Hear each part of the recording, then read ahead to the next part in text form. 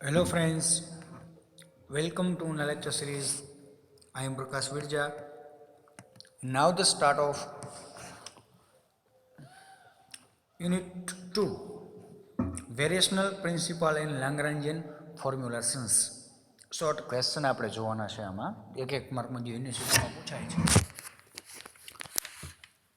We saw the next lecture, Unit 1, Chapter 1, Fourier Series, and Chapter 2, Dirichlet Functions. Short question. And now the next Unit 2, Variational Principle and Lagrangian Formulation. The first question, what is the generalized coordinate of a simple pendulum? તો કે સાદા લોલકના coordinate ક્યાં ક્યાં હોય છે? Coordinate means કે જે સમયની સાથે બદલાતા હોય એને શું કહેવાય? કોર્ડિનેટ કહેવાય. તો સિમ્પલ પેન્ડ્યુલમ છે એ સમય સાથે શું બદલાવે છે? લેન્થ પણ કોન્સ્ટન્ટ હોય, એનું માસ પણ કોન્સ્ટન્ટ હોય, તો બદલાય શું છે? માત્ર થીટા. તો યાદ રાખવાનું છે કોર્ડિનેટ ક્યાં ક્યાં છે સિમ્પલ પેન્ડ્યુલમના? થીટા. પછી write the set of Lagrangian equation of motion, કે લાગ્રાન્જિયન ઇક્વેશનમાં જે મોશન એટલે ગતિના જે ઇક્વેશનો હતા એનું સેટ કયો છે? બંને આવી જવા જોઈએ. તો L is equal to T minus V, where T is a kinetic energy and V is a potential energy, is equal to L. L means the Lagrangian operator. Now, third, write the equation of D'Alembert's principle. તો આપણે D'Alembert's principle નું equation જોયું હતું, એની ઉપરથી question ઉપરથી final equation શું મળ્યું હતું? કે summation of ith particle f of I minus p of I into delta Ri is equal to 0, where f is the force, p is a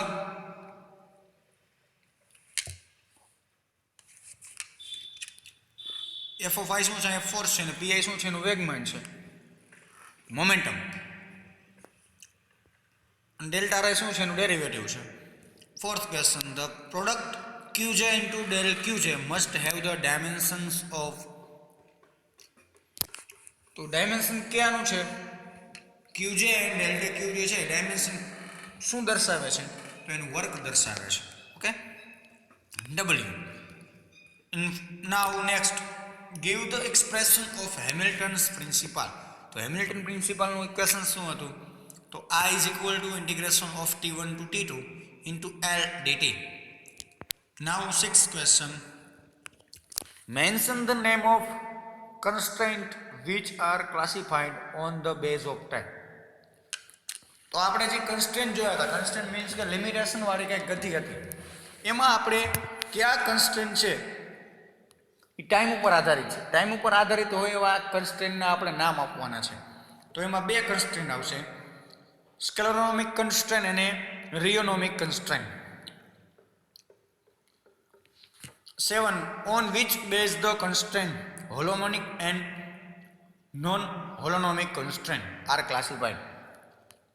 કે કયા રાશિના આધારે જે હોલોનોમિક એન્ડ નોન હોલોનોમિક કન્સ્ટ્રેન્ટ છે આપણે ડિપાર્ટમેન્ટ પાડેલા છે, તો કેના આધારે છે? વેલોસિટીના આધારે. ઓલું ઉપરનું શું હતું? ટાઈમના આધારે. આ વેલોસિટીના આધારે છે. પછી 8મો જોઈએ કે which way the constraint bilateral and unilateral are divided. કે જે કન્સ્ટ્રેન્ટ છે બાયલેટરલ અને યુનિલેટરલ એ કેના આધારે આપણે ડિવાઇડેડ કરેલા છે? તો ઇક્વાલિટીની શુદ્ધતાને આધારે. રેડી? પછી the constraint conservative and dissipative are classified on the base of વર્કના આધારે ડિવાઇડેડ કરેલા છે. જો 4 ડિપાર્ટમેન્ટ પડ્યા આપણે, એક ટાઈમના આધારે, ટાઈમના આધારેમાં કયા આવશે? સ્કેલેરોનોમિક અને રિયોનોમિક કન્સ્ટ્રેન્ટ. પછી વેલોસિટીના આધારે કહે તો હોલોનોમિક અને નોન હોલોનોમિક. પછી ઇક્વાલિટીમાં કહે તો બાયલેટરલ અને યુનિલેટરલ આવશે, અને વર્કના આધારે કહે તો કન્ઝર્વેટિવ અને ડિસિપેટિવ આવશે. કન્ઝર્વેટિવમાં શું કહેવાય? જેટલું તમને પ્રારંભિક વર્ક કર્યું હોય એટલું તમને અંતિમ વર્ક મળવું જોઈએ. અને ડિસિપેટિવમાં શું હોય કે જેટલું તમે પ્રારંભિક કર્યું હોય એટલું તમને અંતિમ મળે નહીં. મતલબ કે કંઈક રેઝિસ્ટન્સ ફોર્સ લાગે છે કે જે તમને પૂરેપૂરું આઉટપુટ આપવા દેતું નથી. ત્યારબાદ આપણે જોઈએ how many degree of freedom of a simple pendulum. જો અહીંયા ડિગ્રી ઓફ ફ્રીડમ કીધા છે, તમે અહીંયા સર્ચ કરશો તો નેટમાં કોર્ડિનેટ બતાવે છે. આપણે ઇન્ટરનલ એક્ઝામમાં જોયું કે 6 કોર્ડિનેટ આવશે, યાદ રાખજો. ડિગ્રી ઓફ ફ્રીડમ કીધા છે કે કેટલા ડાયમેન્શનમાં કે કેટલી દિશાઓમાં કે કેટલા પ્રકારે છે સિમ્પલ પેન્ડ્યુલમ છે મુક્ત રીતે ફરી શકતા હોય.